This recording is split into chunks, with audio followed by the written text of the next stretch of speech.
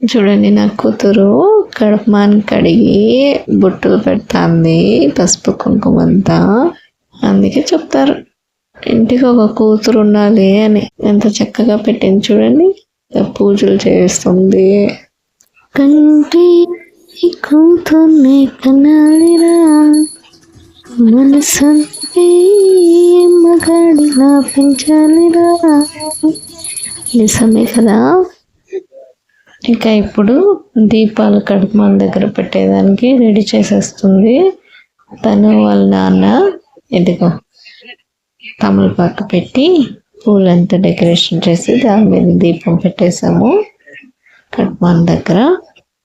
ఇది ఇక్కడ వచ్చేసి యమదీపాన్ని పెడతాం, మన కుడి చేతి పక్కన ఉండేది. ఆ దీపానికి 3 ఒత్తులేసి దక్షిణ దిక్కును చూసేటట్టుగా ఉప్పు వేసి దాని మీద దీపం పెట్టాలి. ఇలా పెట్టి పూలతో డెకరేషన్ చేసేసుకొని దీపాన్ని వెలిగించుకోవాలి. ఇప్పుడు దీపాన్ని వెలిగించేస్తాము.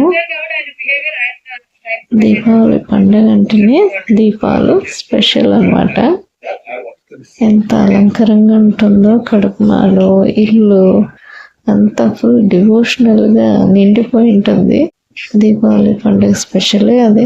ఇదిగోండి మేము దీపాన్ని వెలిగిస్తున్నాము. చాలా బాగా జరిగింది ధనత్రయోదశి పూజ మా ఇంట్లో. Happy Deepavali. Thanks for watching.